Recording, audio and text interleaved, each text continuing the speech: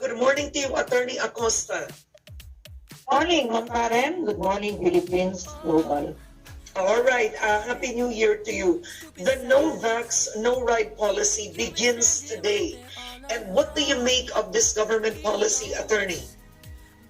I think the policy of the LGUs is highly unconstitutional and against the law because Republic Act 11525 states that vaccine card shall not be necessary for educational, any transaction, and yet they are circumventing. Lalabag nila yung batas indirectly.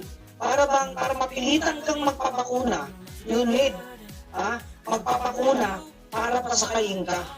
Ano yun pinopersa. Samantalang sa DOH portal, nasusulat ang patient's right. Pwedeng mag-refuse kung ayaw nila. Pwede rin, wag silang magpapakuna. Kung ayaw nila, lalo yung mga immunocompromised, elderly, sickly, yung may mga natatagong sakit na talagang alam ng doktor nila na pinapawalan sila ng doktor na magpapakuna. At yung batas ka rin, pag pinasa mo, anticipated ng legislative body, ng legislature, na may serious adverse effect yung bakuna. Kaya naglaan sila ng 500 million indemnity fund through PhilHealth, nandyan yan. At nakalagay din dyan, yung napakasaklap, ang dami pong lumapit sa amin para magpa-autopsy ng kanilang bangkay na nabakunaan, tapos na COVID, namatay. Tinanggihan namin sapagkat sa batas mismo, walang liability ang mga manufacturer at may immunity pati ang mga opisyal ng DOH. Kaya ang talong-talo talaga dito ay ang mahirap, ang mga taong hindi makapag-hospital pag may side effects na. Saka sinabi rin dito sa batas, pag hindi ka pala free from COVID, pag ikay pinakunahan, kaya yung iba nagsisecond thought ka rin. Okay, first of all, I just want to ask you personally, Attorney Acosta, are you anti-vaccination? Have you been vaccinated personally? I am not anti-vaccination. I am complete except COVID vaccine. Because I have a first cousin who is older than me by 2 years. Na-COVID siya after vaccination, namatay, nag-heart attack.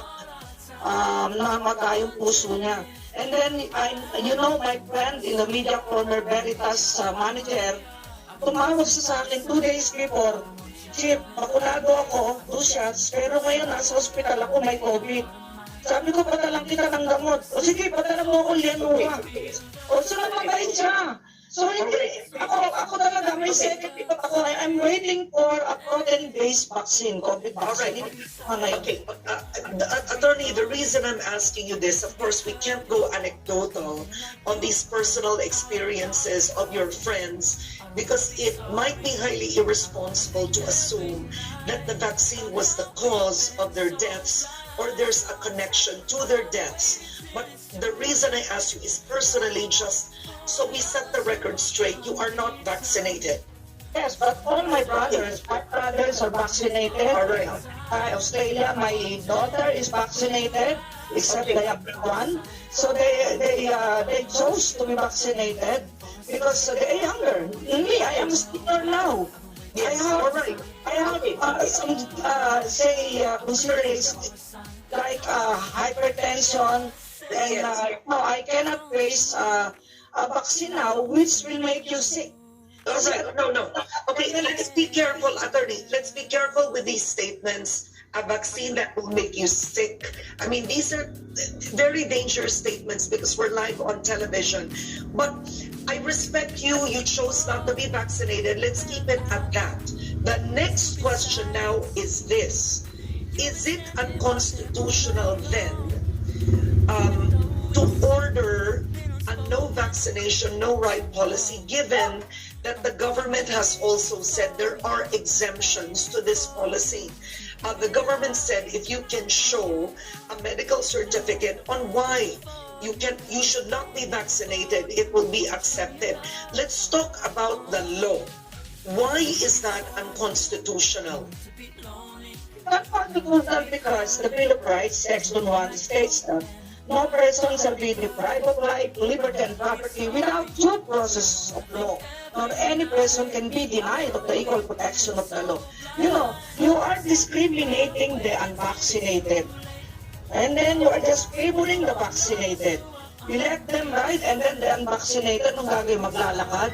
And But then I'm curious, isn't you are right that it's an effort to convince the unvaccinated to be vaccinated, but isn't this also for their own safety, given that the Omicron variant is easily transmissible, and having them ride a public transportation, I'm just going on both sides here, also puts them in danger. That's your opinion, but in our office, we are 91%. 91% vaccinated ang mga tao ko. 9% lang ang walang bakuna. Pero ang na-COVID, during last week and now, ay mga bakunado. So, sino ngayon ang may virus?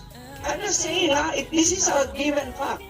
90 plus dito sa central office are the virus, and who is really carrying the virus? The virus itself has been injected upon the body of the vaccine. And why will you now discriminate the unvaccinated? Kung di mo pa sasakayin ng bus, paano makapasok sa trabaho? Bakit mo higpit ang kailangan ng pass sa barangay? Eh may nirespect mo ang buhay ng mga tao para nga lang mapilitang magpapakuna.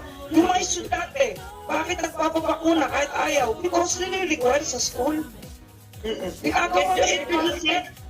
do you believe that's against their constitutional rights? Because even in the United States, the Supreme Court did not issue a TRO on a university that required all their teachers and students to be vaccinated if they will do face-to-face classes. So do you believe that's a violation of a student's constitutional right? You have read a decision. I have also read a decision in the US. There are several states of the United States of America, and some Supreme Courts of some states had not favored mandatory vaccination. The people around the world are divided on this issue, Karen. And if you will read Republic Act 11525, naiintindihan ng tao na anticipated na may side effects, serious side effects. So, pag sila'y pinilit natin, that will be against their will. Nasusulat sa patient's rights sa DOH portal, may karapatan ang pasyente na tumanggi sa bakuna, tumanggi sa anumang medicine. Dahil ang katawang ito, pag-aari mo mismo Hindi pag-aari ng gobyerno yung katawan mo. At nasusulat din, may a right of refusal ka na maging experiment. Inamin ng gobyerno sa batas na ito. Nasusulat, Karen, State recognizes the experimental nature of COVID vaccine.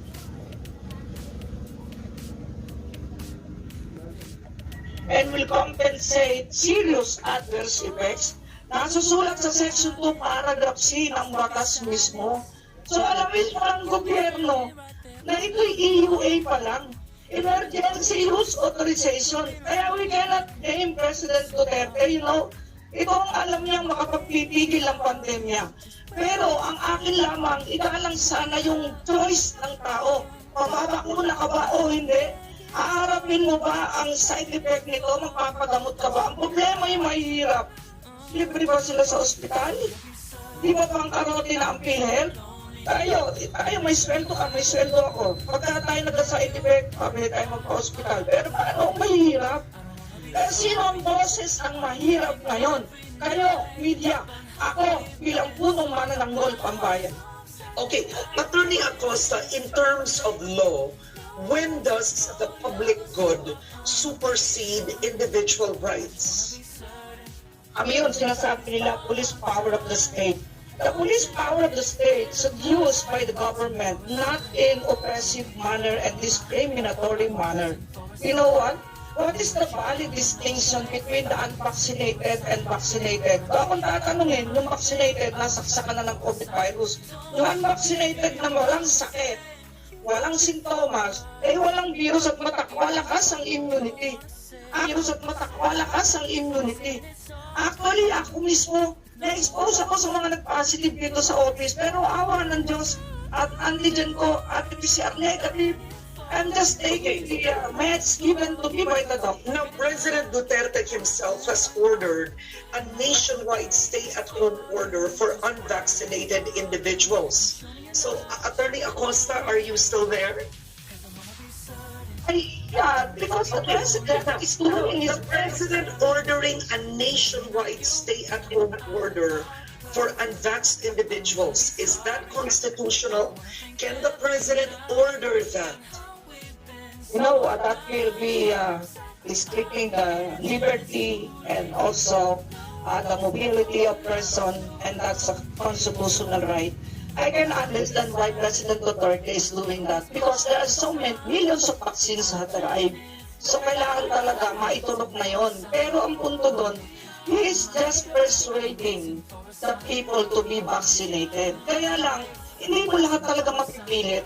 The immunocompromised, those who have cancer, those who have epilepsy, those who are asthmatic with serious allergies within their bodies, parang patay buhay pa, pinapatay mo na hindi na kayang magkasakit. Kaya nga maingat na maingat ang mga Let's be careful with these statements, attorney, because you are not a doctor. So, yes. But we could not a doctor, but we could understand the terms of the doctor. Yes, Because not all attorney, doctors. let us stick with your expertise, which is the matters of law. So now, measures have been passed by the city councils of Quezon City, Caloocan, Valenzuela, and most recently Pasig. And in these cities, the unvaccinated, for example, I'll start with specifics, and you can tell me if this is discrimination or this is against the law. I'll start with this. In Caloocan, in Quezon City, in these cities, unvaccinated workers have to present a negative COVID-19 result before being admitted to work on site, and the RT-PCR is at their own expense. Would you consider that discrimination, or does it violate equality in some sense? That is confiscatory of your money. Why? Kulang pa yung sweldo nung nakalita ko pa RT-PCR. Magkano? Nung binayaran ko sa Red Cross noon, 2,700. RT-PCR saka antigen. 2,700. Magkano lang ang sweldo ng isang nalitang Pilipino sa isang araw? Sabihin mo ng 500 pesos. Para mo nang pinatay yung mahirap. Mapipilitan talagang magpapakuna kahit meron siyang other diseases na hindi pwede na ayos ang payagan ng doktor. Ang nangyayari talaga, hindi na voluntary. Kaya dapat mag-aralan po yan ng LGUs. Muli po, nakikiusap po ako sa ating mga mayors. Huwag natin i-discriminate ang mga unvaccinated. Sa totoo lang, sila na po ang may herd immunity. Dahil na-expose na sila sa lahat ng virus kahit hindi pa sila pakunado. Sa totoo lang. Okay, so Attorney Acosta, in QC Caloocan, Valenzuela, non-fully vaccinated workers are required to undergo an RT-PCR every 2 weeks at their personal expense. For you, this is discriminatory and confiscatory of their money, as you said. So it violates a law. Is that correct?